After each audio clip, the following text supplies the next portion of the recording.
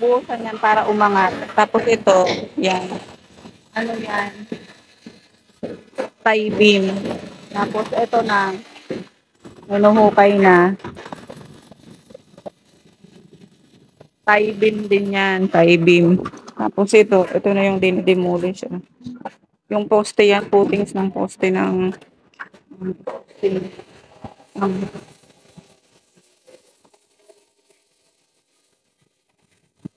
poste ng ano yan ng bahay. Yan, nandito. Yung footings, kaya dinidemolish para dumikit yung ano doon. Yung poste. Yan, itetesting natin yung ano. Inilagay muna namin doon. Kasi hindi siya mabuhusan pa. Kasi gagawin ko pa yung dyan ng manhole. Pinasok muna yung poste. Tingnan natin dito kung saan siya tatagos. Para malaman namin yung kay ma'am kung saan banda. So, ayan po siya. Huwag ka muna yung mag-ano ha. Yan, tumagos siya. Dito sa kabila, hindi naman siya dumaan. Nakati yan dyan. Nakati siya dito. Lumagpas. Ibig sabihin, yung sa kapitbahay dito, kinunik din dito kila ma'am. Dito yan nakati sa gitna. Kasi dito yung kila ma'am eh. O wala naman dito. Kasi ito na yung tie beam. Kaya nandito yung kila ma'am. Ibig sabihin, yan yung sa kapitbahay. Kasi kinunik na lang dito. Sa ano, oo. Dito siya. So yan, itatagos na lang namin doon. Itatagos na rin natin doon din. No? Hindi, mangyari dyan. Magpapalili tayo. Patagod dito sa train. Yun nga, papunta na doon. No? Oo. Isuot na lang natin doon. Kasi hindi naman pwede i-connect na yan doon sa ano. So ang gagawin ko niya ng ano, ng manhole. Sana ko gagawa na tayo ng manhole niya na para may ano sila ma'am. Ay bukasan. Ang gara lang nag-plumbing nito. Nag-isa lahat.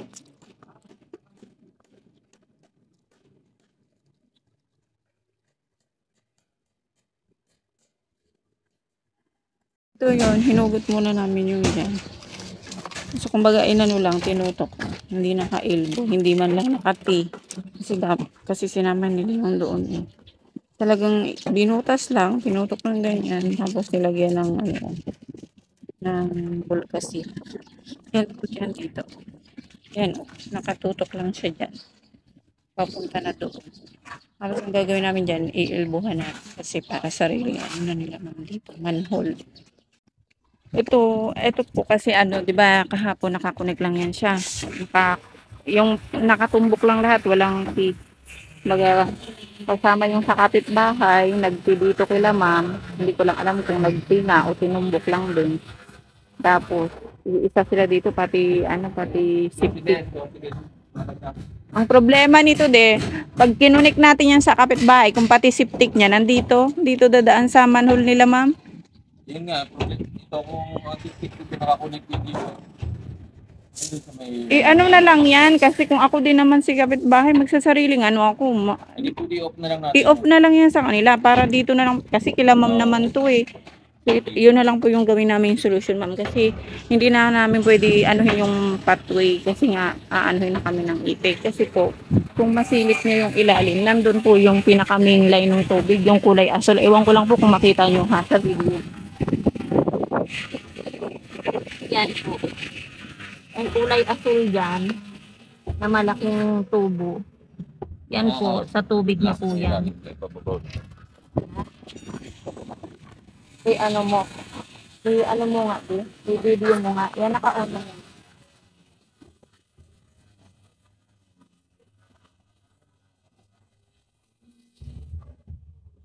Naman siguro. Yan yun.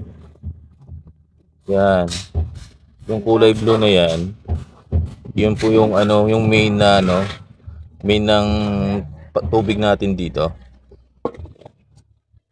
So, ang hirap po siyang baka matamaan ng ano, pagka bukay dito sa may kalsada. Kita niyo. Kita na yan. Hindi ko kasi maano sa ilalim eh. Tapos ito po, Dahil yan nga, tinesting na namin, okay na. Yung daloy niya talaga is dito talaga, yung galing dun sa likod. Magagawan din namin ng manhole sa papunta dito. So, ang gagawin ko dito, ma'am, kasi wala tayong ibang pag-anuhan ng manhole. Di ba po, ito yung gate nyo. So, dito po ako magagawa ng sariling manhole nyo. Huwag po kayong mag-alala, ma'am, kasi i-off na po namin yung doon. Kasi panigurado po, pati septic niyan connected yung sa kapitbahay.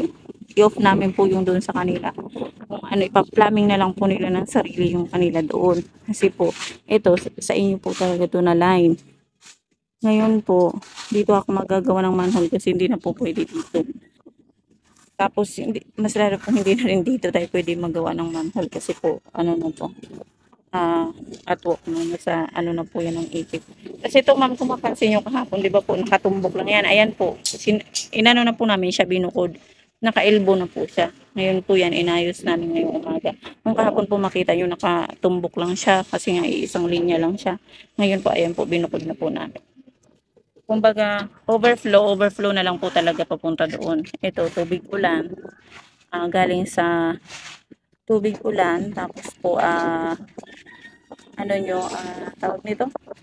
Lababo. Yan po ang dadaan dyan sa, ano na yun, sa tubo na yan. So, ito, overflow. Ang CR nyo po kasi, yung paliguan nyo sa CR, yung tubig na dito din po nun. Dito din po ang, ano nun, connection nun. So, wala pong dadaan dyan na galing sa paliligo nyo sa CR. Wala. Tubig ulan lang po dyan. At saka yung galing lababo. Ganito. Nakapagbuhos na ng tibing. Kasi nga kahapon pa yung tuyo. So, yan yung dowels na yan. Para na yan sa pag-asintada. Tapos dito. Nagkatapos na ito sa kapapalagyan. Nagbubuhos na sila dito ng poste. Ayan.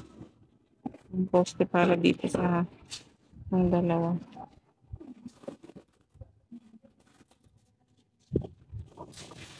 At dito sa labas ito, ano sila nakakain. Ayan, nabuhusan na rin yung isang poste. Ayan yung ilatag style. Ayan yung para na sa Philippines.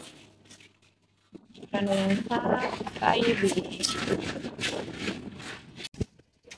Ito na po yung natapos namin ngayong 5 p.m. So ito, bali ito na yung ginawa namin ano ni ma'am. Dito na lang talaga yung choice ng manhole. Kasi nga ito, ano na to, pathway na siya. So pagsilip namin kanina, doon na yung main line ng tubig. So hindi talaga tayo pwede dyan. Kaya dito na lang. Sa gate nito nila ma'am. So dito na lang kami gumawa. So ayan siya. Na-testing namin niya siya kanina. Kaya nag-elbow. Inilbuhan na lang namin. Nag-elbow kami doon pag ano. Pinutol namin yung doon sa kabila. Kasi hindi naman talaga dapat yun dito pa dadaan kila ma'am. Tapos yun. Yan. So sa pag ano naman yan, ite-testing ko doon mula loob kung ano nga okay ang agas papunta dito. Ano na lang pag yung final namin kasi bubuksan naman yan. Kasi ito pala yung asintada dito na natapos. So bali ito yung ano dito. Yung kada kada tatlong patong nag-horizontal kami. So sa ilalim, tie beam, then 1, 2, 3, then ito yung horizontal ano siya, nakatali. Ito. Yan, oh. Nakatali. Then, 1, 2, 3. Then, horizontal na naman ito. Yan. Then, ganun din po sa kabila. So, yan po kasi yung ang taas ng tie-beam namin. Kaya, 1, 2, 3. Then, horizontal. Ayan po, kung makita nyo yung nakahook na ganyan. Then, 1, 2, 3. Then, horizontal na naman po. So, yan po yung dito sa ano, sa labas. Tapos, iikot ako dito. Yung dito, hindi na mabuksan. Sira din yung ano, yung doorknob. So, malfunction na siya. Kaya dito talaga ako iikot. Dito, mataas na dito yung pader. So, dito na lang talaga. Buti bukas pa yung ano. So, yan po yung sa baba. So, tie beam, then patong ng halablas 1, 2, 3, then horizontal. Dito na lang natin silipin. Ayan po. Horizontal, then 1, 2, 3, mag-horizontal na po dito. Same po doon sa kabila. Yan po yung nakita yung bakal na yan na naka-ready na, naka-hook na. Every 3 patong din po yan kasi po may pader papunta dito dahil nga ito dito is open space din. May pintuan po sila dyan, ma'am.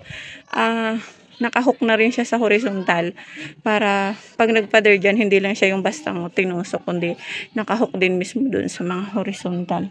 So, ganyan din. Yan yung mga nakikita yung ganyan na horizontal po yan. Yan. Yan, horizontal po yan. Kada 3 patong. So, ayan po. Doon sa kabila, ganun din. So, hindi kasi ako na makapasok. Hindi ako makakaya. So, ito po yung natapos namin ngayong araw.